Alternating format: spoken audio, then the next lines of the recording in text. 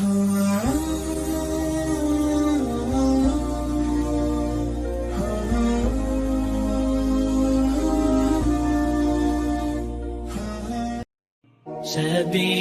الدموع سبيل مريح، تنهدى يا صاحي كي تستريح.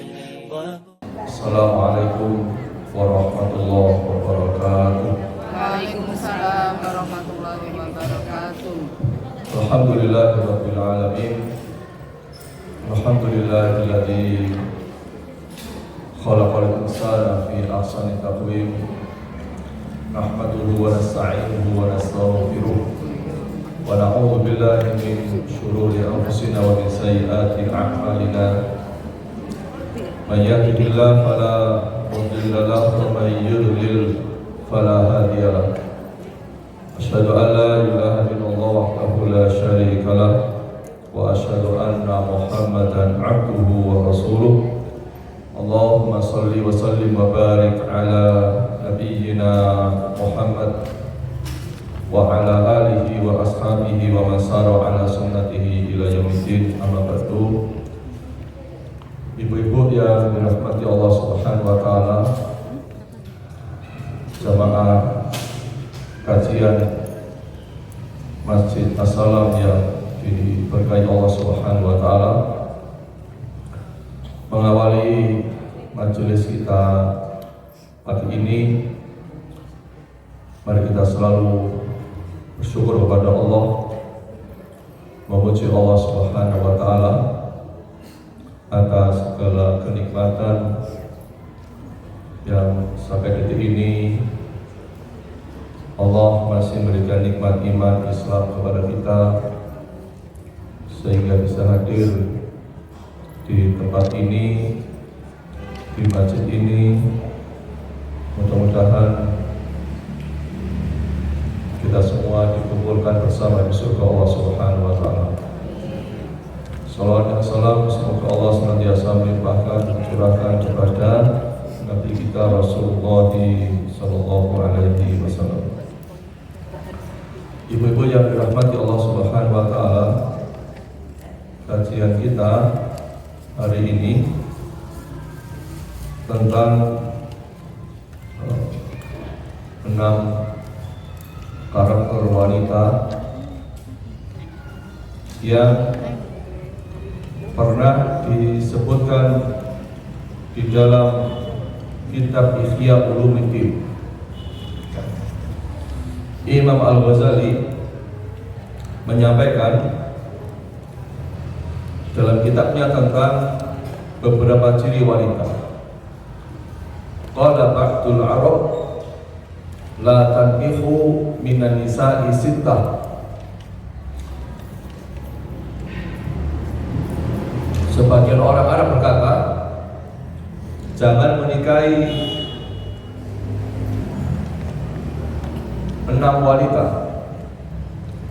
Artinya wanita yang memiliki 6 ciri, 6 sifat. Jadi orang-orang Arab dahulu punya satu kaidah ketika akan menikah, khususnya para lelaki ketika akan menikah. Orang-orang Arab itu punya kaidah penting. Dikatakan oleh ba'dul Arab, sebagian orang Arab, mereka mengatakan jangan menikahi 6 wanita. 1, la annana wala mannana wala hannana wala tankihu haddaqah wala barraqah wala syaddaqah. Jadi kata beliau, orang-orang Arab jangan menikahi 6 wanita dengan 6 sifat.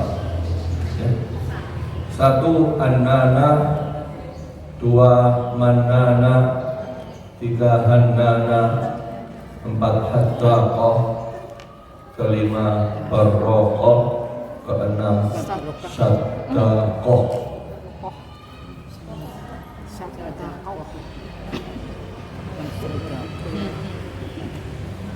Ibu-ibu rahimahullah, 6 sifat negatif wanita ini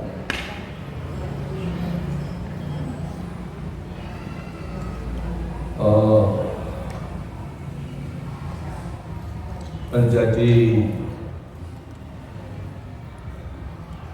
pedoman untuk para lelaki agar tidak menikahinya. Tapi sesungguhnya 6 sifat ini bukan sekedar sebuah pedoman buat lelaki ketika akan menikah, tetapi juga sebuah nasihat buat orang tua ketika punya anak perempuan.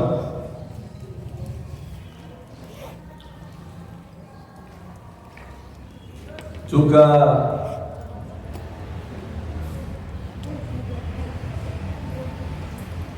buat seorang wanita ketika dia berumah tangga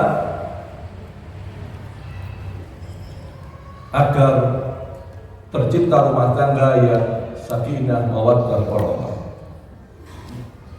Jadi ini sesungguhnya bukan sekedar nasihat buat seorang lelaki ketika akan menikah, tapi nasihat buat orang tua ketika punya anak perempuan, bagaimana mendidik anaknya, menyiapkan anak perempuannya agar tidak ada dalam dirinya 6 sifat ini, 6 sifat negatif ini.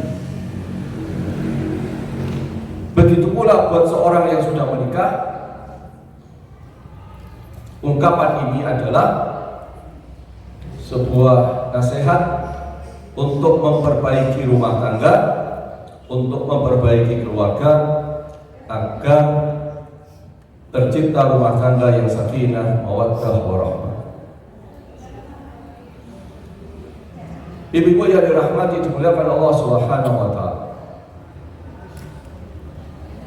Yang pertama adalah an-nana. Apa itu? Yaitu wanita yang banyak mengeluh dan mengadu.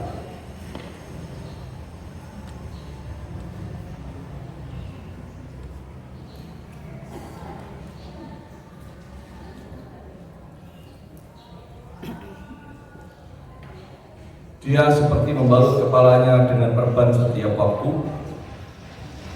Jika wanita ini dinikahi, kata orang Arab, sama saja menikahi orang yang sakit atau pura-pura sakit dan tidak ada kebaikan bagi suami.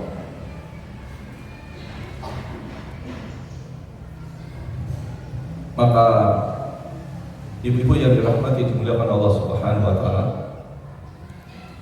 jika kita punya anak perempuan,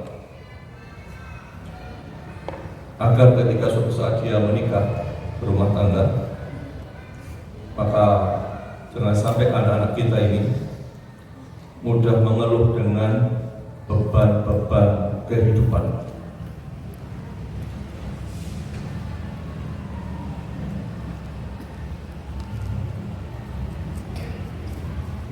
Maka tidak boleh kita ini mendidik anak kita terlalu manja, mendidik anak kita semuanya dilayani, semuanya dituruti, ya. Sehingga anak kita tidak bisa menjadi anak yang mandiri, tidak bisa menjadi anak yang bisa mengurus dirinya sendiri, dan akhirnya ketika rumah tangga menimbulkan banyak persoalan, menimbulkan banyak problem, ya, menimbulkan banyak masalah. Suatu saat Nabi SAW bersabda, "Ya ma'syar nisa, tasaddaqna fa inna kunna aktsaru khadabi jahannam." Wahai para wanita, bersedekahlah kalian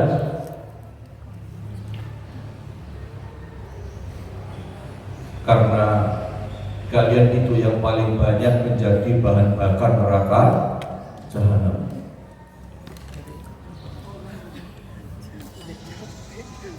Jadi Nabi Shallallahu Alaihi Wasallam menyampaikan para wanita itu yang paling banyak masuk neraka. Kemudian ada seorang wanita terbaik yang nampak tidak berhias diri di antara mereka, berdiri lalu berkata, kenapa wanita yang paling banyak masuk neraka? Wahai Rasulullah, beliau menjawab, bi anna kunna tukfirna syakata wa takfurnal ashir. Karena banyak kalian mengadu, tidak mensyukuri pemberian suami kalian.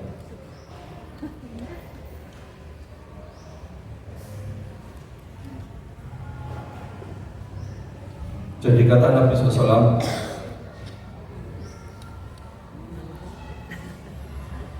wanita itu paling banyak masuk neraka karena suka mengeluh,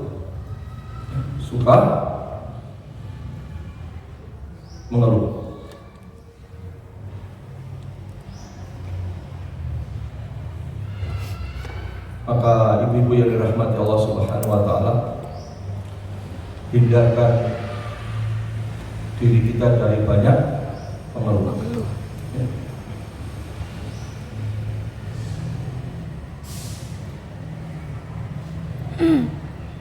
Ibu rahmatullah Subhanahu wa Ta'ala. Jadi Nabi menyampaikan wanita paling banyak masuk neraka itu bukan Nabi sebutkan urusan sholatnya, bukan soal menutup auratnya,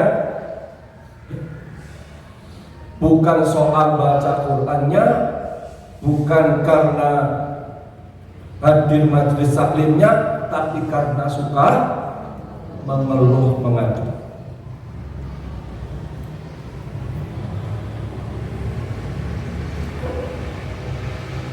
Ibu rahmatullah Subhanahu wa Ta'ala. Dan para wanita yang tidak dididik dengan baik, ini menjadi salah satu ciri kata Nabi SAW. Jadi Nabi memberikan salah satu sifat wanita itu suka mengeluh, suka mengadu. Maka ini harus dididikkan pada anak-anak kita, jangan sampai sifat yang Nabi sebutkan ini kemudian tumbuh subur pada anak-anak perempuan kita. Jangan sampai tumbuh menjadi karakter anak-anak kita.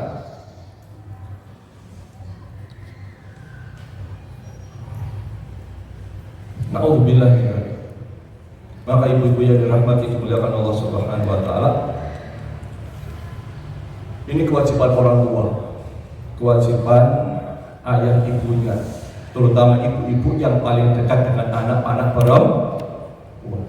Ibu di rumah kita yang paling dekat dengan anak perempuan antara ibu dan ayah adalah ibunya. Bahkan ayah itu seringkali dengan anak lelakinya enggak akrab, apalagi dengan anak perempuan. Maka di sini ibu-ibu punya kewajiban mendidik anak-anak perempuan kita agar dia menjadi pribadi yang tangguh, kokoh, ya, kuat, tidak mudah mengeluh, ya, tidak mudah putus asa. Karena itu menjadi salah satu kunci anak kita ketika nanti dewasa, apalagi berumah tangga, bisa menjadi rumah tangganya bahagia. Ibu rahimahullah,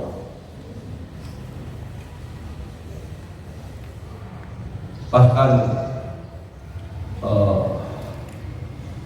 Allah Subhanahu wa Ta'ala menyebutkan, ya ayyuhalladzina amanu inna min azwajikum wa auladikum aduwwan lakum fahdharuhum. Hai orang-orang yang beriman, ya, hai orang-orang yang beriman, sesungguhnya di antara istri-istrimu dan anak-anakmu ada yang menjadi musuh bagimu, maka berhati-hatilah kamu terhadap mereka. berhati-hatilah terhadap mereka. Na'udzubillahi min dzalik. Ibu rahmatullah.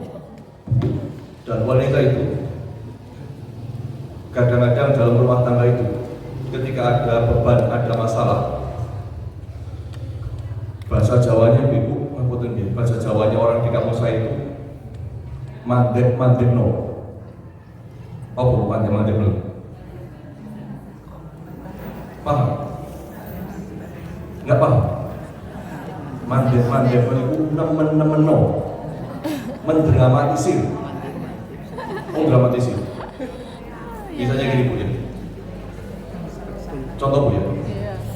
Ada di rumah baju sak ember belum dicuci. Apa pokoknya? Sak gunung. Bang, pernah gitu kan? Sak kapal pecah. Mandek no, mendramatisir, membesar-besarkan masalah. Pada cuma ngopi sak gunung turun dicuci. Ayo. Ibu. Jadi kenapa banyak wanita itu masalahnya sederhana jadi terasa berat luar biasa itu? Karena itu tadi mendramatisir masalah. Mendramatisir masalah. Ya. Habis pakaian seember belum dicuci, sudah dicuci, belum dicuci, kamu maunya sebegitu.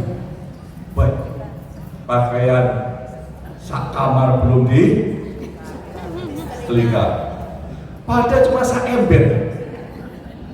Nah, maka itu, ya, ini Pak Ibu. Ucapan kita itu ibu-ibu punya pengaruh luar biasa kepada pikiran dan sikap kita. Lalu ya. Ucapan kita itu punya pengaruh besar kepada pikiran dan tindakan kita. Maka jaga ucapan kita dari hal-hal yang negatif. Pakai contoh ibu ya. Masalah ini mungkin tapi sulit. Yang kedua, masalah ini sulit tapi mungkin. Tahu bedanya? Yang pertama, ini mungkin tapi sulit, itu negatif. Pikirannya nggak bisa dilakukan, ini berat, ini mustahil.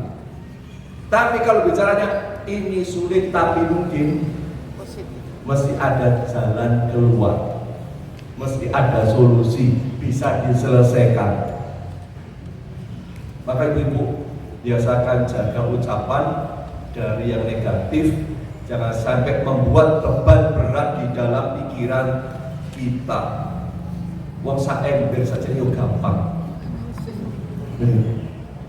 disetrika ya 1 jam selesai. Tapi kalau ngomong sak gunung, pikirannya ini kayak sebulan nggak selesai. Ibu-ibu, jaga ucapan. Ya, jangan suka mengeluh. Karena ucapan kita itu menunjukkan jiwa hati kita. Ucapan kita itu cerminan jiwa hati kita. Kadang-kadang ucapannya baik tapi nadanya tidak benar. Astagfirullah. Begitu. Apa itu? Kesel, bukan taubat itu. Lagi jengkel, lagi marah-marah. Jadi kalimatnya benar tapi nadanya salah. Kesel, jengkel. Itukah hati semakin berat. Maka ibu biasakan ya. Sehari, Bismillah ya Allah, hari ini saya tak sabar. Insya Allah sabar. Bismillah ya Allah, hari ini saya harus tenang. Insya Allah tenang. Bismillah ya Allah, hari ini saya akan bisa selesaikan semuanya. Insya Allah selesai. Tapi kalau mikirnya ini belum selesai, itu masalah, ini persoalan, ini problem, ini anak rewel, seakan-akan di kepala seakan-akan penuh. Maka kemana-mana judek, sumpah. Maka ibu rahimahullah, hindari suka mengeluh, ya, hindari suka. Karena wanita yang suka mengeluh, kata Allah, itu menjadi musuh bagi suami. Bayangkan, wanita yang suka mengeluh itu menjadi musuh buat. Bayangkan, sampai Allah mengatakan suami istri itu jadi musuh gitu loh. Kan kebangetan. Ya. Maka ibu rahimahullah, hindari sifat mengeluh. Kalau anak kita laki-laki mau nikah, cek dia, wanita yang akan jadi istrinya itu, dia wanita model apa? Nggak, kalau mau maaf, bisa dicek. Kira-kira di rumahnya dia ada pembantu enggak? Kalau ada pembantu, biasa yang ngurusi pakaiannya siapa? Pembantu. Betul. Kalau dia naruh, pulang dari misalnya dari kuliah, kira-kira dia naruh sepatu dilempar pakai kakinya atau diambil lalu ditaruh. Kalau dia naruh tas, kira-kira dibawa ke kamar di tempatnya atau kemudian di ruang tengah asal meja dilemparkan.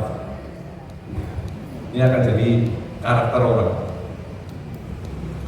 Ya, maka penting buat kita ibu rahimahullah mempelajari keluarga kita, anak-anak kita, baik laki-laki maupun perempuan, khususnya perempuan, agar menjadi pribadi yang tangguh. Dan penelitian di dunia ini, silakan cari di internet. Penelitiannya adalah anak-anak yang dibiasakan mandiri di rumah, mulai cuci piring, bantu ibunya masak, nyapu rumah, kemudian nata kamar tidurnya, nantu sepatunya dengan rapi, itu mereka ketika dewasa sukses. Sebaliknya anak yang tidak bisa begini, rata-rata mereka gagal, gampang stres. Karena kita tidak tahu bagaimana nanti anak-anak kita ketika berumah. Bayangkan, kalau anak kita perempuan misalnya asal-asalan, ketemu suaminya asal-asalan, bisa bayangkan, rumah bisa kayak kapal, kan dramatis namanya kan? Iya kan, muncul ibu-ibu kayak kapal pecah, padahal hanya ini sedikit aja gitu ya. Gitu. Maka ibu-ibu jangan pernah bilang di rumah kayak kapal. Biasa saja, ini tolong dirapikan anak-anak ya. Gitu. Jangan bilang kayak kapal pecah ya. Itu anak jadi ketakutan ini. Maka ibu-ibu seringkali tanpa sadar itu kapal pecah kok jadi sama di semua tempat ini. Ya. Ibu-ibu terang saja di rumah ada sesuatu yang gak beres, jangan sampai mendrama. Le, ini ada sepatu tolong dirapikan ya. Le, itu mainannya ditaruh tempatnya ya. Dok, itu ada cucian ditaruh di yang rapi ya. Itu tasmu dikembalikan ke tempat asalnya, kan begitu. Jangan saya rumah kayak kapal. Ini namanya mendramatisir, mandek dong kata orang Jawa. Nemen no, ya jangan sampai. Ya.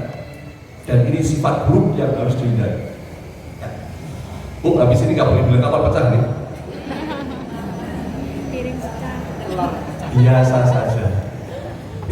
saja, ya. Yang proporsional,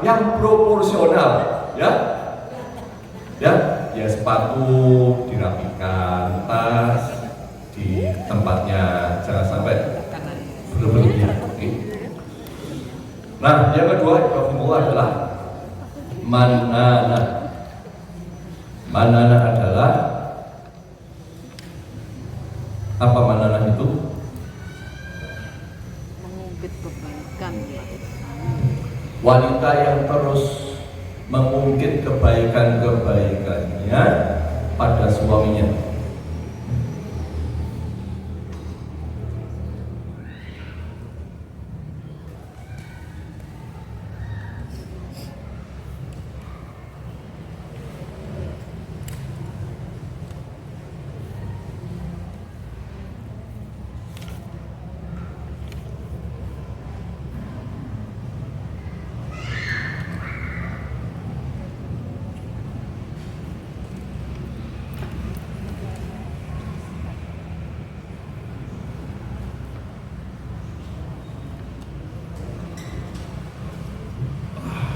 Ibu rahimahullah.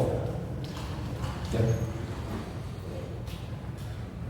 Salah satu penyakit rumah tangga itu adalah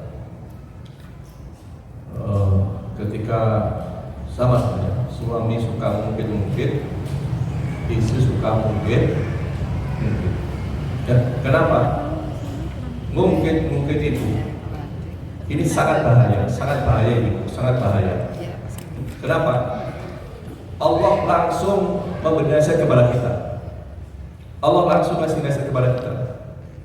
Di dalam surat Al-Baqarah 264 Allah menyampaikan, ya ayyuhalladzina amanu la tubtilu shadaqatikum bil manni wal adha. Hai orang-orang yang beriman, janganlah kamu menghilangkan pahala sedekahmu dengan menyebut-nyebutnya dan menyakiti perasaan si penerima.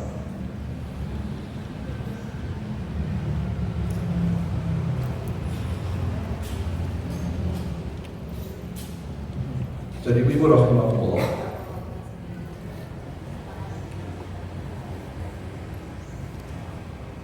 menyebut-nyebut, mengungkit-ungkit itu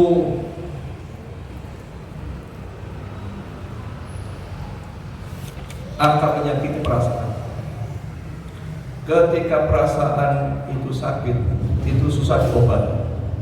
Ya, luka itu sulit sembuhnya. Ya, perasaan itu kalau sakit, terluka, sulit sembuhnya. Pada siapapun. Mungkin ada ibu-ibu yang pernah mengalami ketika menikah, bertambah usia pernikahan, lalu suami ngomong-ngomongkan kebaikannya dulu. Itu tidak bisa hilang seumur hidup. Begitu pula sama ibu-ibu rahimahullah, seorang istri ketika dia mungkin kebaikan kepada suaminya, itu akan menyakiti perasaan suami. Maka saya ketika ada bimbingan perkawinan, selalu saya sampaikan, buat para suami, jangan sampai nanti pernah bilang kepada istrinya ketika menikah, untuk awakmu tak rabi. Gak tak rabi, awakmu dadi. Saya sering sampaikan pada laki begitu. Saya bilang kepada wanita-wanita yang menikah, apalagi kaya, jangan sampai pernah ngomong, awakmu untung rabiaku nang omah iki awakmu nggawa bondo dengkul. Ada wanita yang merasa kaya lalu menyepelekan suaminya. Ada laki-laki yang sok kemudian meremehkan istrinya, merasa paling berjasa. Ya. Maka jangan sampai mengungkit-ungkit perasaan. Siapapun di antara kita dengan teman diungkit saja itu menyakitkan hati. Tetangga kita berbuat baik diungkit-ungkit menyakitkan hati. Apalagi potensi itu akan sangat besar terjadi pada keluarga. Suami istri itu potensinya sangat besar untuk muncul seperti itu. Kenapa? Karena kalau tetangga mungkin kebaikannya ngasih kita mungkin sebulan 2 bulan sekali, kalau teman mungkin 6 bulan sekali berbuat baik kepada kita. Tapi keluarga itu, orang menikah itu masing-masing akan pasti punya kebaikan yang tidak bisa dihitung dengan jari. nggak bisa dihitung dengan jari. Maka jangan pernah mengungkit-ungkit kebaikan. Kalau sudah mengungkit kebaikan, nanti pasti banyak yang diomongkan, pasti banyak yang dibicarakan, dan itu menjadi jurang pemisah lebar antara suami istri. Maka ibu Allah, jangan pernah mungkit-mungkit kebaikan pasangan kita. Dan dalam nasihat yang lain, Nabi juga menyampaikan, salah satu la yukallimuhumullahu yaumal qiyamah wa la yanzuru ilaihim wa la yuzakkihim wa lahum adzabun alim. 3 golongan manusia yang Allah tidak mengajak mereka bicara pada hari kiamat, tidak melihat mereka, tidak mensucikan dosa, dan mereka akan mendapatkan siksanya pedih. 3 golongan.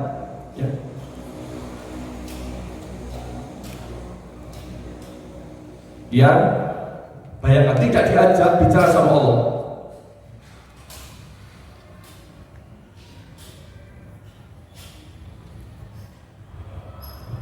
tidak disucikan dosanya, tidak disucikan dosanya,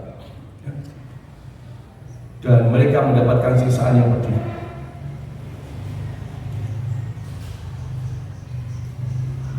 Siapa itu? Kata Nabi SAW, 1. Al-Mannan.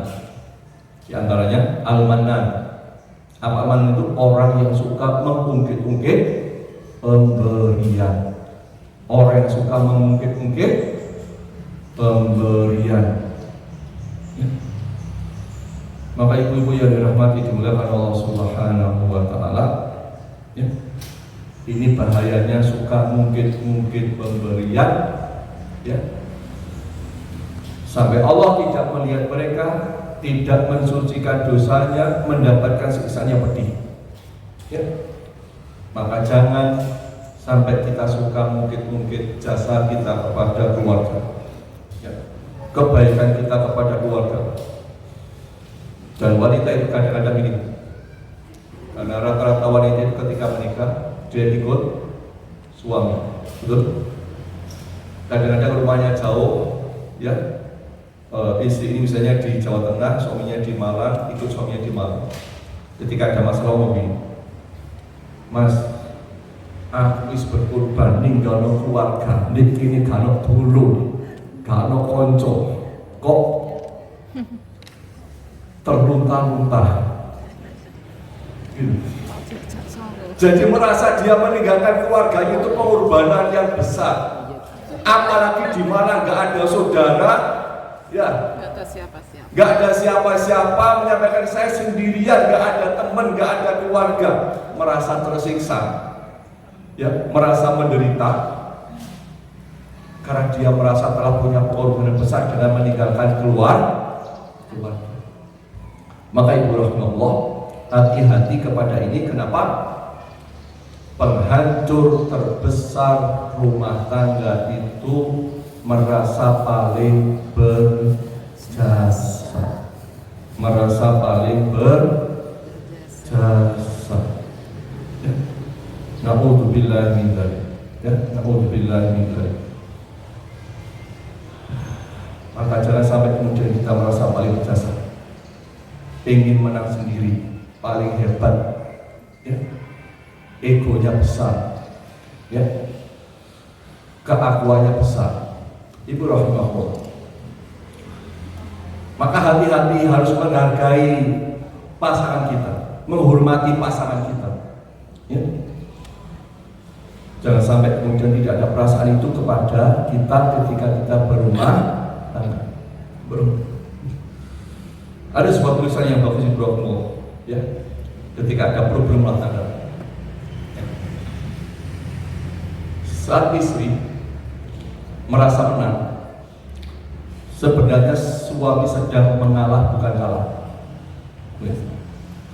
Bapak sering memilih diam bukan kehabisan argumen, tapi karena sadar tujuan debat bukan piala, tapi suasana rumah tangga yang tetap nyaman. Kadang-kadang rumah tangga itu ketika ngobrol bincang-bincang kadang-kadang meninggi,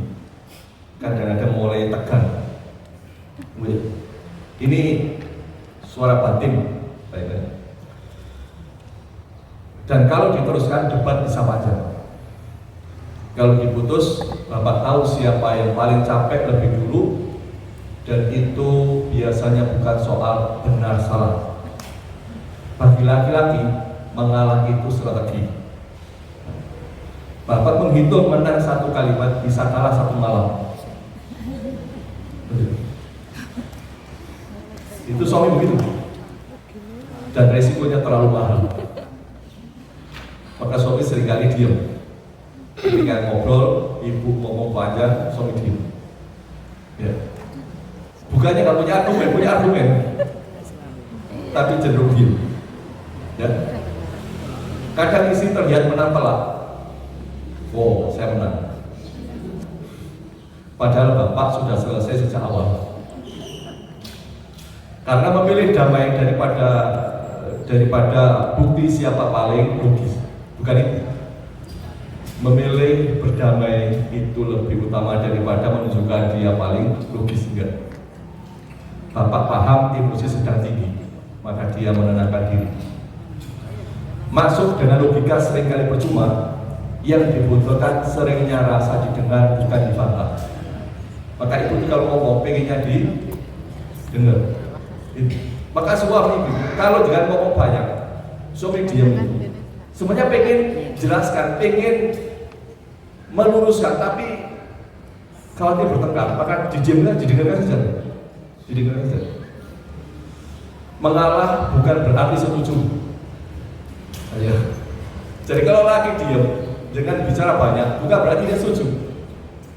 Lebih ke menunda diskusi sampai kepala dingin dan kata-kata kembali punya rem. Itulah mengapa debat receh terus terulang selama hidup Bapak. Lucunya setelah reda, isi kadang sering sadar sendiri, salah saya. Tanpa Bapak perlu bilang, kan tadi saya bilang juga apa. Di situ Bapak belajar kedewasaan bukan soal menang debat, tapi tahu kapan harus berhenti bicara. Bagi Bapak, buat suami, buat apa menang kalau istri merasa tersakiti? Yang penting memenangkan hati, bukan ego sendiri. Jadi kalau istri merasa menang, biarkan saja. Kata para suami, Bapak pulang ke tujuan awal, rumah tenang, hati nyaman, besok masih bisa saling sapa. Begitulah bagi Bapak, pernikahan adalah seni mengalah.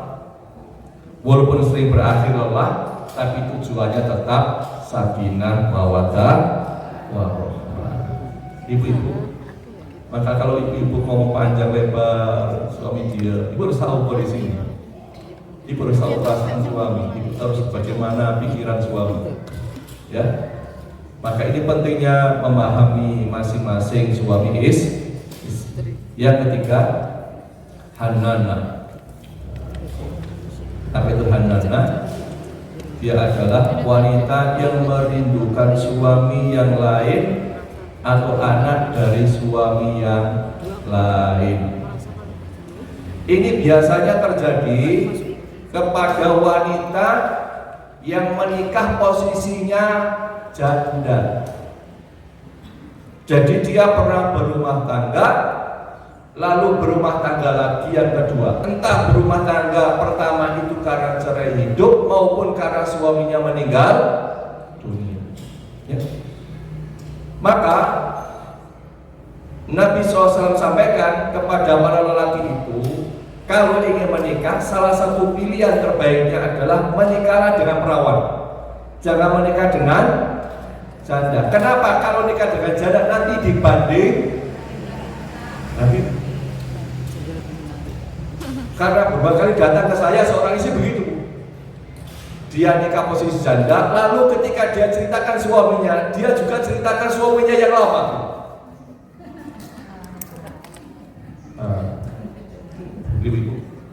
Walaupun Rasulullah itu menikahnya yang perawan cuma Aisyah. Jadi isi Nabi semuanya janda semua. Tapi Nabi nasihatkan kepada para lelaki ketika akan menikah hendaknya cari yang perawat supaya tidak banding-banding. Ini potensi, walaupun tidak semuanya, tapi itu potensi bisa muncul dalam rumah tangga dan itu bisa jadi batu sandungan rumah tangga. Maka ibu-ibu yang dirahmati dimuliakan Allah Subhanahu wa taala, termasuk juga ibu-ibu, ngapunten gitu. Ada pula orang ingat-ingat mantan itu, banding-bandingkan dengan mantan. Itu bukan hanya seorang wanita yang pernah menikah. Kadang-kadang seorang wanita ngapunten gitu, yang dulu pernah punya pacar. Ini kadang-kadang begitu, terjadi seperti itu. Dia nikah sekali dengan suaminya, tapi dulu pernah punya pacar, sehingga banding-bandingkan. Padahal namanya ngapunten nggih, mohon maaf, yang namanya pacar ini selalu yang kelihatan yang baik, yang indah-indah, yang lembut, gitu kan? Orang kalau belum nikah kan ngomongnya saya kedua, gitu. Mau jalan ke sana, hati-hati ya. Bulan pertama sih gitu Bu, hati-hati ya jalannya nanti jatuh. Bulan ke-10, lihat apa tadi matanya? 2 tahun, batu sak gunung. Gitu.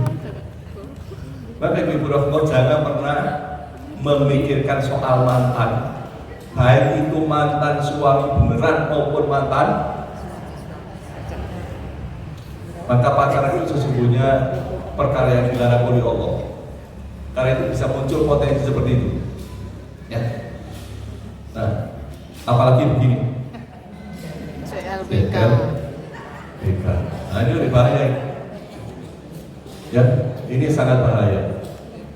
Nah, ibu rahimahullah, maka hati-hati dengan CLBK ini. Hati-hati dengan CLBK ini. Ya. Karena itu kalau kita punya grup WA teman SD, ada teman grup alumni SMP, SMA, kuliah, hati-hati. Apalagi ketika dulu ada sesuatu, hati-hati. Ya. Kalau kira-kira itu bisa menimbulkan masalah, lebih baik keluar. Kalau itu jadi fitnah, lebih baik keluar.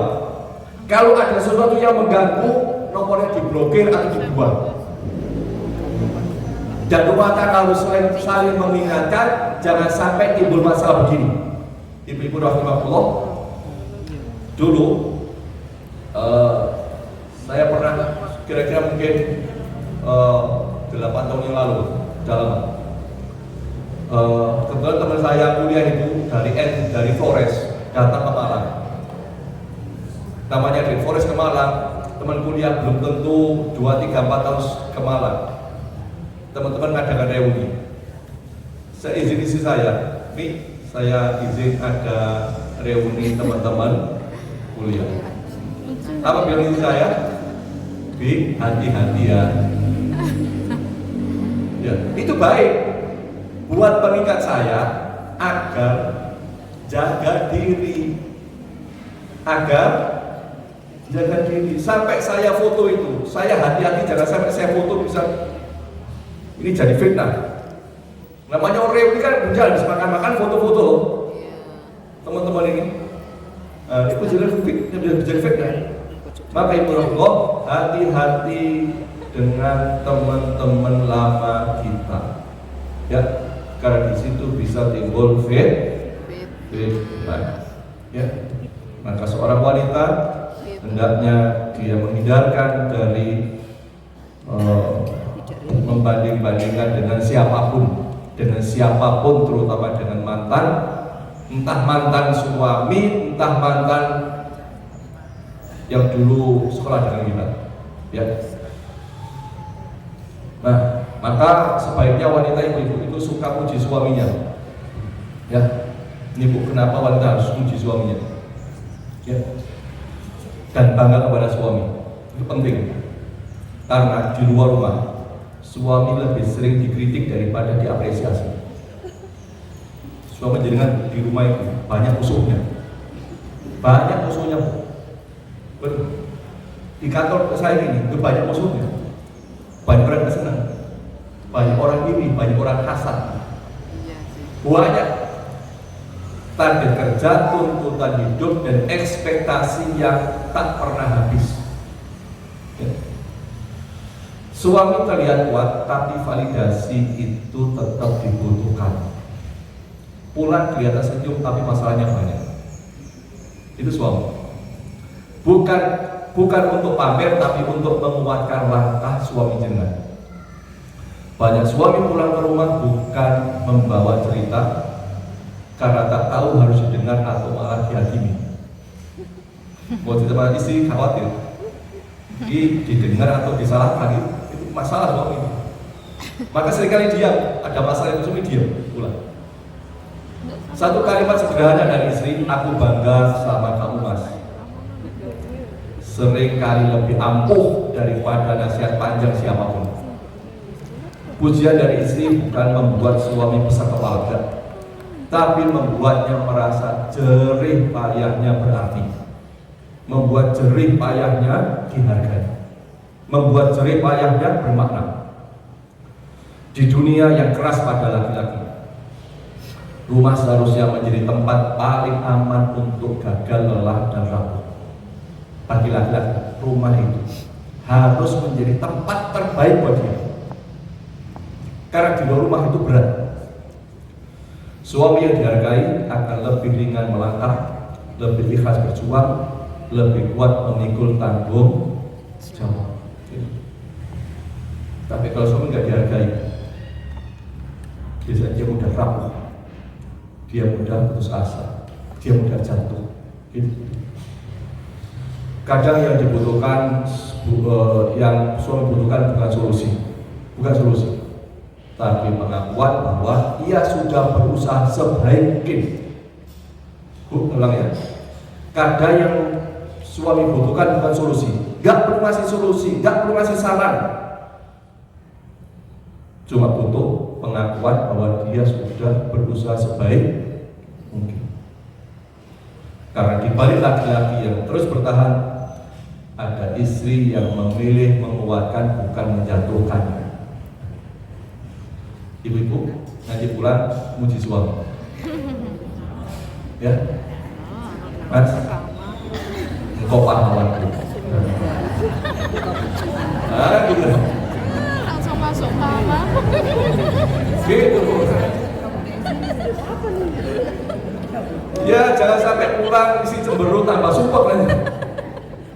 Ya, itu suami butuh itu, ibu butuh ibu. Karena di luar rumah jarang yang muji bu, jarang yang muji di luar rumah itu. Apalagi kita kerja masalahnya berat, problemnya luar biasa. Ya, maka puji suami, hargai suami, kuatkan suami, motivasi suami, support suami.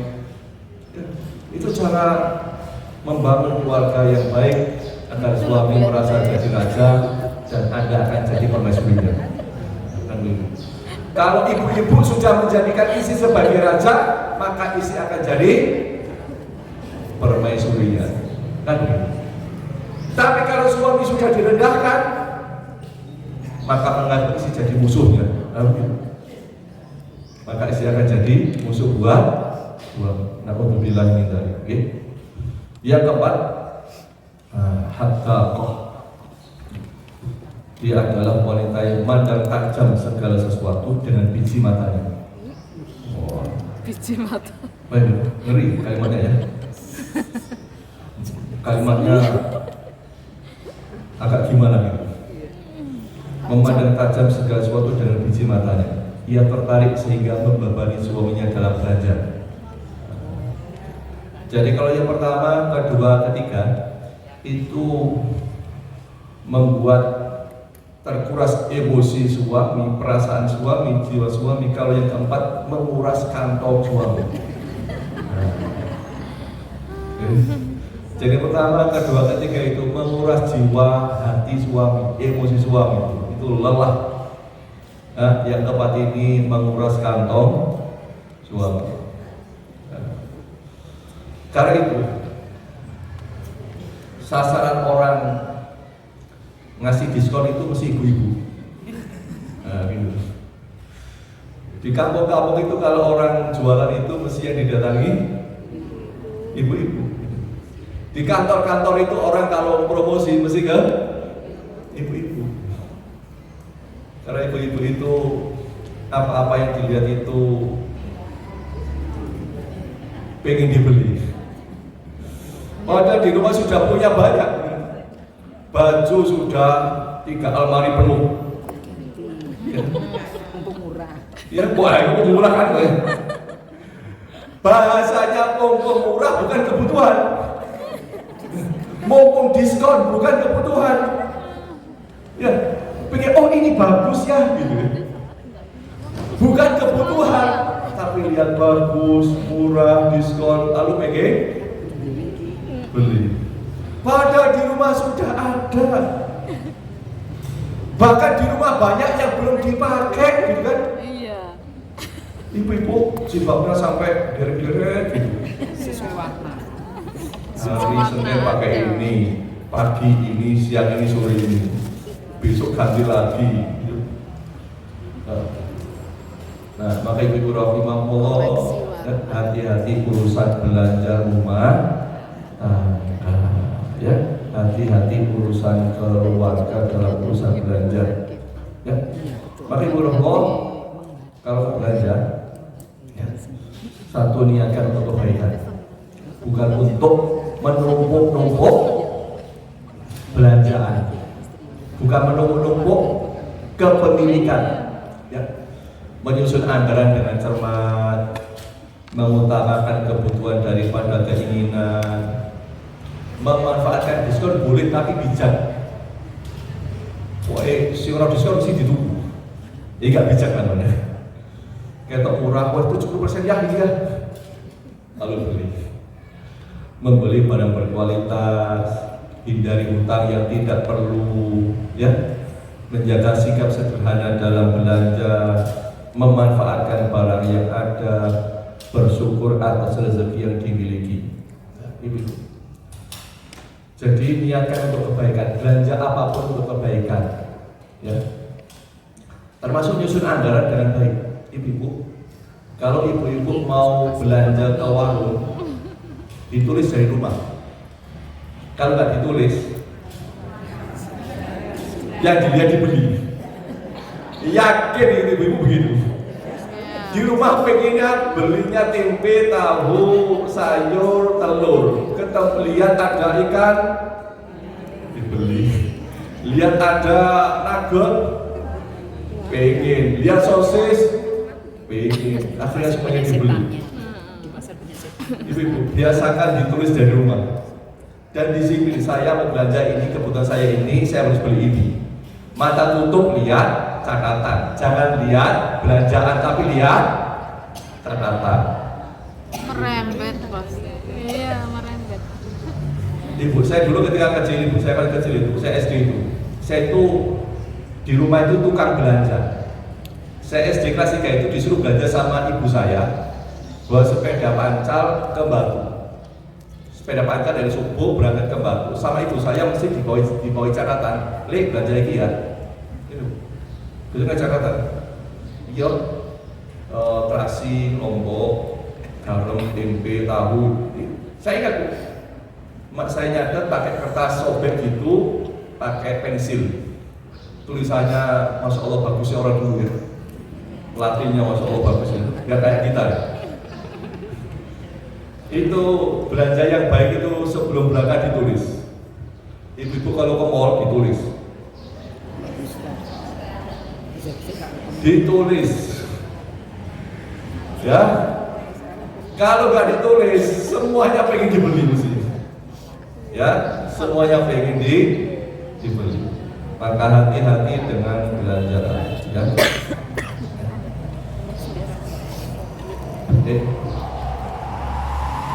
Maka Allah Subhanahu wa Ta'ala menyampaikan dalam ayatnya, ya.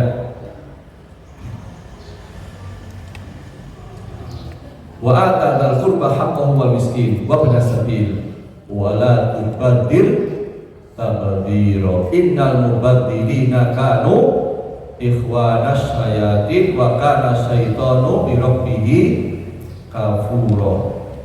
Dan berikanlah kepada keluarga-keluarga dekat akan haknya, kepada orang miskin dan orang yang dalam perjalanan, dan jangan kamu menghambur-hamburkan hartamu secara boros. Sesungguhnya pemboros-pemboros itu adalah saudara-saudaranya setan. Dan setan itu adalah sangat ingkar kepada Tuhannya. Ya, Bapak Ibu, usahakan kalau belanja sekali lagi jangan boros-boros. Ya, jangan boros-boros. Ya. Kalau berangkat belanja ke warung, buka kulkas dulu. Buka kulkas dulu. Ya. Boleh belanja untuk 2-3 hari, tapi diperkirakan kira-kira ini dimasak apa tidak.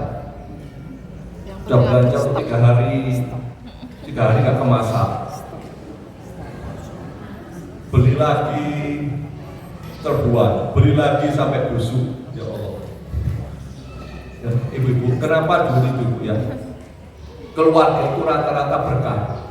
Karena dulu orang-orang itu rata-rata belanja pagi untuk sampai sore. Belanja tempe dihitung, ini tempe anggota keluarganya saya 10, beli segini sampai sore habis. Besok pagi belanja lagi. Besoknya belanja lagi, besoknya belanja lagi. Mesti barokah. Sekarang enggak. Kadang-kadang belanja untuk sebulan. Iya. Tidak hanya kulkas, ada freezer. Iya. Freezer sampai ada daging setahun belum. Ibu-ibu di rumah ada daging hari raya kurban, masih ada. Daging kurban sampai hari belum dimasak. Ya, maka belanja secukupnya ya, belanja secukupnya. Oke. Nah.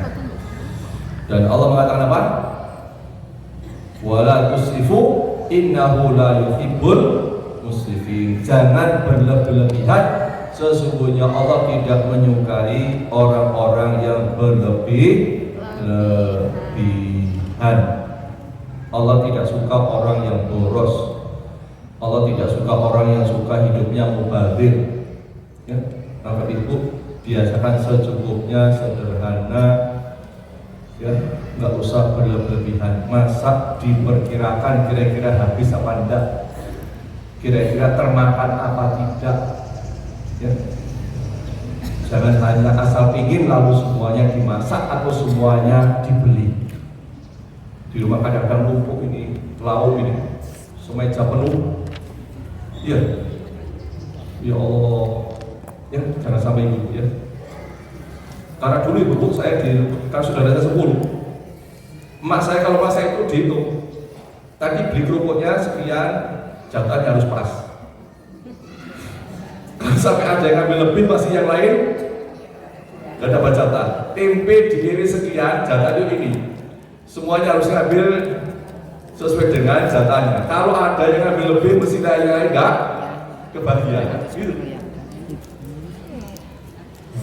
Itu maka semuanya barokah, walaupun penghasilannya kecil tapi barokah. Sekarang penghasilan kita banyak berlebih-lebih, jadi gak barokah. Ya, maka ini perlu nata urusan kebutuhan rumah tangga. Bayangkan Bu ya, sampai ada kisah nafkah dari adiknya Zoni itu 70 juta kurang.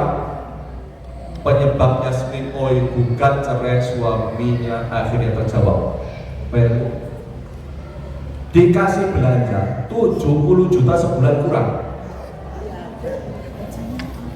Bayangkan 70 juta sebulan kurang. Penyebab minta cerai. Ya Allah, saya bayangkan 70 juta ini pakai apa ya? Beli tempe yo.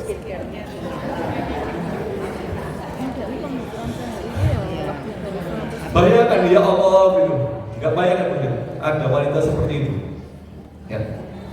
Maka ketika anak kita mau nikah, ya, cari anak kita laki-laki, cari wanita yang kira-kira sederhana. Jangan sampai kemudian hidupnya mewah, padahal kemampuan anak laki-laki kita terbatas sehingga nanti bermasalah ketika berumah tangga. Termasuk ibu rahimahullah, beberapa survei saya kepada laki-laki di atas 30 tidak menikah. Ada mengatakan, Ustaz, kami takut menikah. Kenapa? Banyak wanita itu, saya lihat itu pakaiannya itu selalu branded. Jadi banyak laki-laki nggak berani nikah karena dilihat banyak wanita pakaiannya apa? Dia mikir ini nggak kuat ini Ustaz kalau nikah dengan begini. Ini nggak kuat, ini kasih belanja ini. Ini nggak sanggup belikan pakaiannya, ini habis gaji untuk beli pakaian. Ya, Ibu Rahmah, di antara ciri wanita poros itu, ya, penuh gaya, itu boros. Itu wanita selalu gaya itu mesti boros. Ya. Kedua, pencinta kuliner yang sulit menahan diri. Ya. Ibu-ibu, saya itu beberapa kali ngisi sosialita. Tahu sosialita ya? Di Batu ada beberapa kelompok sosialita. Salah satunya prestasi cerita sama kami, Ustaz. Sebulan yang lalu kami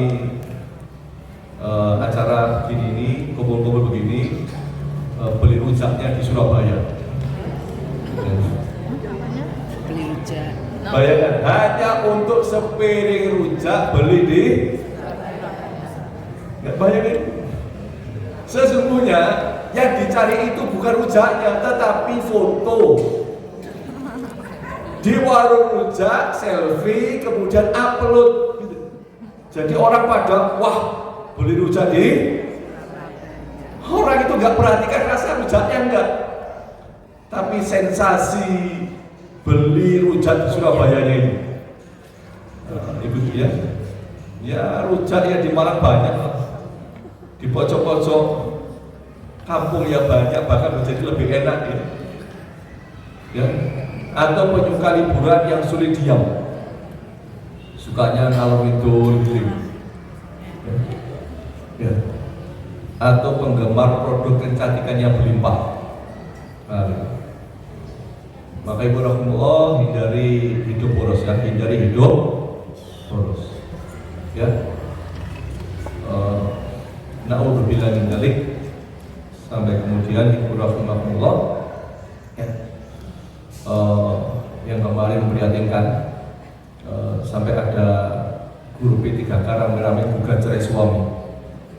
Ya. Usai terima SKP 3K, bayangkan. Ini di mana-mana fenomena ini. Banyak wanita gugat cerai suaminya, merasa sudah punya penghasilan, merasa sudah secara materi cukup, ya, merasa nggak butuh kepada suami, hidup boros, merasa suami jadi beban. Kalau saya dapat gaji sekian, nanti sebagian harta saya pasti untuk suami. Maka Ibu Rahimahullah, ini perlu hidup sederhana, secukupnya, jangan berlebih-lebihan. Ibu-ibu, pernah bayangkan seorang suami ketika ke warung, ini ada tulisan ibu,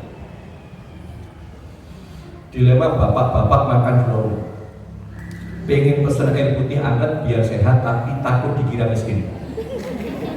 Repot tuh. Di kepala bapak-bapak, air putih hangat itu simbol hidup, kesadaran hidup. Kolesterol mulai naik, asam lambung mulai kambuhan, tapi gengsi masih hidup. Nah, masalah. Pengennya beli air putih hangat tok, tapi pikiran nanti dikatakan nggak punya duit, disangka nggak bawa duit, disangka bawa duitnya mepet gitu kan. Ya. Masalahnya bukan di airnya, masalahnya di tatapan abang warung. Takut dibaca sebagai ini bapak-bapak lagi bokeh, padahal niatnya sederhana, biar badan enteng, biar pulang ke rumah masih kuat main sama anak-anak. biar besok masih bisa kerja. Akhirnya kompromi pun lahir, bukan air putih, bukan juga es teh manis, pesannya teh tawar hangat. Ibu begitu Bapak Ibu. Kadang karena grogi sampai ibu es teh panas, saking merunya. Kenapa? Teh hangat itu masih aman, masih dianggap normal, masih terasa punya duit, masih dianggap bawa duit. Walaupun yang sebenarnya yang dicari cuma air panas, air hangat gitu loh yang dicari. Tapi bagi bapak-bapak, menjaga harga diri kadang sama pentingnya dengan menjaga tekanan darah. Gitu. Soal sehat mikir, soal citra juga mikir, soal omongan orang lain apalagi dipikir, kan gitu. Padahal tak ada yang benar-benar peduli. Semua orang sibuk dengan piringnya masing-masing. Begitulah bapak-bapak lebih sering berperang dengan pikirannya sendiri daripada dengan harga makanan. Nah itu bapak. Maka ibu kalau nanti dengan paruh dan bapak, nggak apa-apa, Pak pesen apa? Air hangat, kasih air hangat ya. Karena pikirannya boleh jadi kolesterol, lambung, macam-macam, nah bermasalah. Maka bapak-bapak itu harus hati-hati karena dia mikir supaya saya punya anak, saya punya istri, saya punya keluarga, saya tetap bertahan bersama keluarga saya. Gimana kalau saya meninggal dunia, anak saya masih kecil? Gimana kalau saya sakit, keluarga saya repot dengan saya? Macam-macam. Maka itu pilihan-pilihan seorang suami kadang-kadang tidak dipahami oleh semua orang. Saya kadang begitu ke warung itu, mau pesan air hangat nggak pantas, air putih nggak pantas gitu. Bawa duit jangan bawa duit gitu. Tapi dilihat orang kaya gimana gitu ya. Ya kayak gitu, pesen teh hangat. Pesen es teh panas. Oke, kemudian yang kedua dia ya berrokoh, wanita yang sepanjang hari mengilapkan wajahnya, berhias diri supaya wajahnya berkilau, bersinar dan dibuat-buat. Nah, glowing. Ya. Wanita yang sering marah pada makanan, ia tidaklah makan kecuali sendirian, kalau makan pun hanyalah sedikit. Ini adalah kosakata Yamaniyah. Ya, mereka menyebut istilah ini untuk anak kecil yang marah ketika makan. Ya. Jadi Allah hati-hati dengan barokoh. Ya. Suka kalau bahasa Al-Quran itu tabarruj. Apa? Tabarruj. Wala tabarrujna tabarrujal jahiliyatil ula. Dan janganlah kamu bertabarruj menampakkan perhiasan dan kecantikan kepada laki-laki yang bukan mahram. Seperti apa? Seperti wanita jahiliyah dahulu. Wanita jahiliyah dahulu. Ya. Karena ini kebiasaan wanita jahiliyah zaman dahulu, maka ini dilarang buat wanita-wanita muslimah. Karena ini kebiasaan wanita-wanita jahiliyah zaman dahulu, ini dilarang buat wanita-wanita solehah hari ini. Maka ibu rahimahullah, anak-anak kita diingatkan, dinasihati, jangan suka tabarruj. Ya, jangan suka menampak-nampakkan kecantikan perhiasan kepada orang lain. Ya. Larangan buat wanita muslimah. Bayangkan sekarang anak SMA bersolek. Tidak hanya SMA sekarang, SMP sekarang suka bersolek. Saya pernah sama ibu sekalian, saya pernah didatangi kepala sekolah SMP. Saya disuruh ngisi acara di SMP itu. Ada sekitar hampir 600 siswanya. Kepala sekolah cerita, ya, Ustaz, ini problem kami 1, 2, 3, 4. Salah satu diceritakan, siswi kami yang SMP kelas 1 saja, di tasnya itu isinya make up. Ya Allah, segitunya. Ya. Dan ini banyak anak kita nggak paham, anak kita nggak ngerti, terbawa arus. Bahkan sampai berapa ya? Bayangkan, ini kejadian beberapa waktu yang lalu. Ada calon manten mau nikah di KUA saya. Biasa di KUA bisa itu bisa ada nomor semua calon manten. Lalu saya WA. Kebetulan DP WA-nya nggak berhijab. Mohon maaf, boleh tahu Anda mu'alaf atau Islam sejak kecil? Yang lebih Islam, alhamdulillah. Mohon maaf, sebaiknya DPWA diganti yang berhijab. Semoga Allah merahmati Anda dan menjadikan keluarga Anda sakinah mawaddah warahmah, amin. Jawabannya, Bu, tidak ada sangkut pautnya dengan agama saya. Terima kasih. Baik, Bu. Itu kalimatnya orang mau nikah perempuan, calon istri. Lalu saya ingatkan suaminya dengan yang lain. Saya kirim ke calon suaminya gambar itu sama tulisan. Bagaimana pendapat Anda tentang kalimat ini? Gitu ya. Saya kata tidak setiap wanita berhijab itu solehah, tapi setiap wanita solehah pasti Bagaimana pendapat Anda tentang kalimat ini? Kepada suaminya saya, calon suami yang saya beri itu. Apa kalian? Konteks pertanyaannya apa ini, Pak? Apa terkait dengan calon istri saya? Masalah ini mohon tidak perlu dibahas terlalu jauh, Pak. Ini sudah urusan pribadi antara saya dan calon istri saya. Bayangkan. Ngeri ya? Itu hari ini terjadi. Ya Allah. Lalu. Dan bayangkan, Allah, saya kaget dengan jawaban ini. Belum pernah saya mengingatkan calon manten urusan hijab, kemudian dia mengatakan tidak ada sangkut pautnya dengan agama saya. Baru kali ini. Kedua, saya juga tidak pernah mendapati calon suami. Saya ingatkan begitu, kemudian mengatakan ini urusan pribadi saya dengan calon istri saya.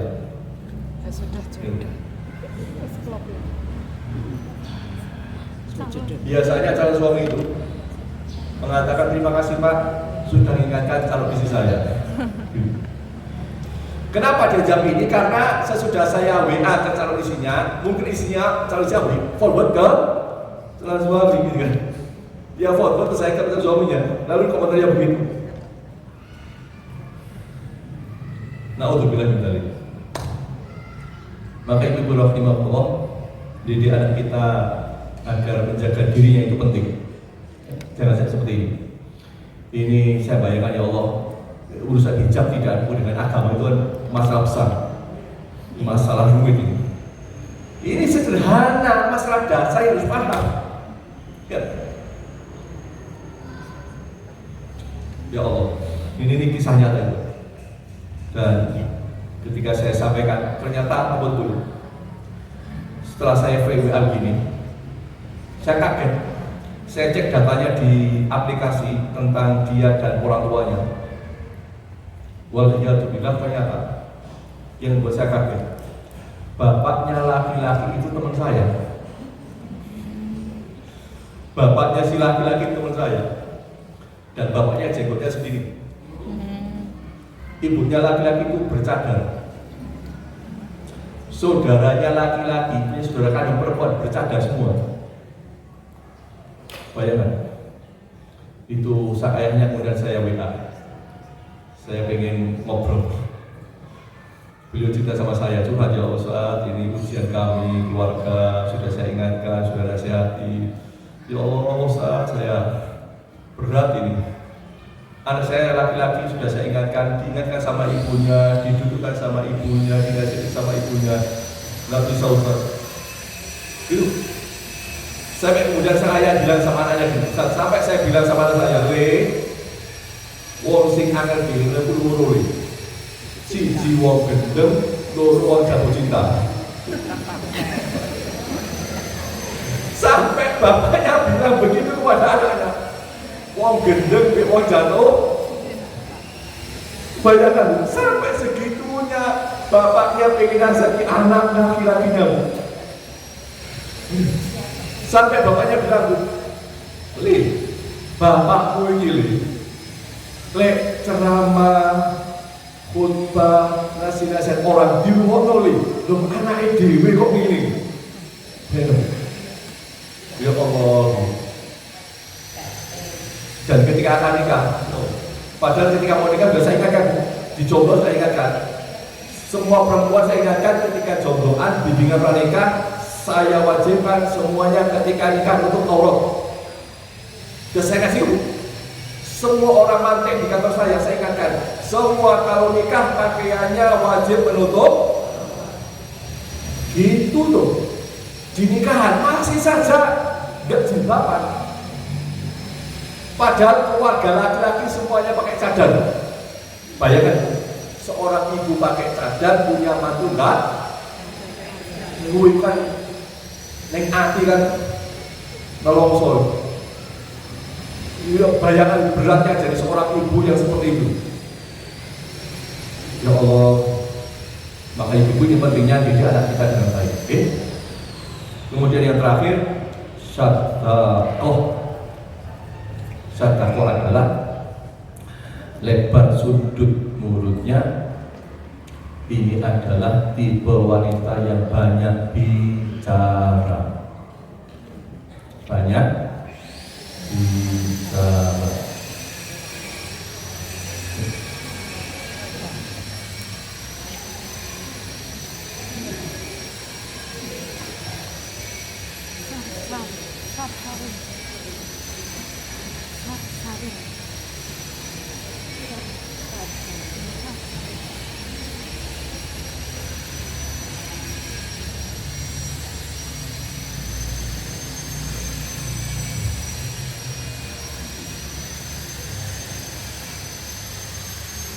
Itu yang Allah. Karena kata para ahli psikologi, wanita itu kosakatanya sehari berapa? 20 ribuan, 20 sampai 24, 27 ribu. Laki-laki itu cuma 7 ribu. Maka ibu, kalau sudah punya potensi begitu, hendaknya dijaga. Hendaknya dijaga. Apalagi kalau ibu-ibu bicara sama suami. Suami itu tidak bisa diajak bicara 20 masalah, harus satu-satu. Belum. Saya kemarin kejadian Bu, saya kemarin ke rumah sakit, hari 2 hari yang lalu saya ke rumah sakit, saya RCU, kontrol general check up saya. Saya sampai di tempat pertama, Ciprat bilang, Pak, nanti dari sini ke kasih bayar, lalu di depannya lab, setelah itu nanti dibayar di situ, setelah itu makan, habis makan 2 jam lagi ke situ, terus ke ronsen, habis ke ronsen nanti bapaknya ke MIPI, habis MIPI nanti selesai, nanti balik lagi ke lab, habis serahkan ke saya. Saya bilang, Bu, satu-satu ya. Saya bilang, Bu, satu-satu ya, catat dulu Bu, minta kelas ya. Ibu-ibu kalau bicara sama suami pelan-pelan, ya, gak akan dipahami ibu-ibu kalau bicaranya sangat banyak. Kadang-kadang gini ibu ya, di rumah, ibu-ibu mau ada taklim di rumah, suami di rumah ngomong, Mas, nanti sudah mau taklim, tolong ya, ruang tamu dibersihkan, dipel, kursi dikeluarkan, disapu yang bersih, nanti karpet merah itu ditata. Habis itu jangan lupa Mas ya, pergi ke Bu Fatimah, saya pesen kue. Di sana kuenya biasanya nggak dipotong-potong, jangan lupa minta dipotong-potong ya. Habis itu jangan lupa lagi pulang beli kresek dan air mineral karena di rumah sudah habis. Ya. Nanti habis selesai semua di rumah ditata yang rapi ya, kuenya sama mineralnya. Bayangkan suami pahamnya mana? Hilang semua. Hilang semua ini. Tidak ada yang dikerjakan. Bayangkan. Ada isi ngomongnya berderet-deret sekali ngomong. Suami melongo gini. Oh. Maka ibu-ibu kalau ngomong ke suami satu, aku sayang, gitu. Pelan-pelan ya, satu-satu. Mas mau pengajian, nanti ruang tamu ditata, dibersihkan, kursi dikeluarkan, karpet ditata. Selesai, biar selesai dulu. Selesai satu ngomong lagi. Selesai mas, sudah. Yang kedua mas, ini saya pesan kue kan gitu ya. Ketiga, apalagi begitu, jangan 20 masalah jadi satu ini. Bu, paham ya? Termasuk ibu-ibu nanti kalau pulang ke rumah, ya di rumah suami udah kerja dari pagi sampai sore payah, sampai di rumah isi curhat. 1 jam ngobrol, suami diem. Terakhir, paham mas? Ya. Kata suami, padahal nggak paham sama sekali gitu. Ibu-ibu, jadi ibu-ibu, jangan pernah ibu-ibu ngomong 1 jam lalu, ngerti mas ya? Ingat dulu ya, jangan sampai lupa ya. Mustahil ibu-ibu suami jangan ingat gitu. Ya. Maka ngomong satu-satu, pelan-pelan, kalau boleh dicatat gitu. Nah ini, maka hati-hati dengan wanita yang banyak bicara, ya, ngomongnya panjang lebar, nggak terkontrol, ya. Nah, jadi ini wanita yang harus dihindari dan kita didik anak-anak kita ngomong secukupnya, seperlunya, ya. Dan kita rumah tangga begitu, ya. Ibu Rahmah, saya kira itu ya, 6 sifat, mudah-mudahan jadi ilmu yang manfaat bagi kita semua. Insya Allah kalau kita ngaji, insya Allah nggak akan begini loh. Oke? Nanti pulang mulai kedua lagi, 1 nggak boleh, 2 hati-hati, 3 dihindari, 4 terlarang, 5 waspada, 6 lampu merah. Saya kira itu sekali lagi mohon maaf atas kekurangannya, ya. Semoga jadi bermanfaat. Kita tutup dengan doa kafaratul majelis. Subhanallahumma wa bihamdika asyhadu an la ilaha illa anta astaghfiruka wa atubu ilaik. Sallallahu alaihi wasallam. Assalamualaikum warahmatullahi wabarakatuh. الله ربي والإسلام ديني ومحمدا رسول الله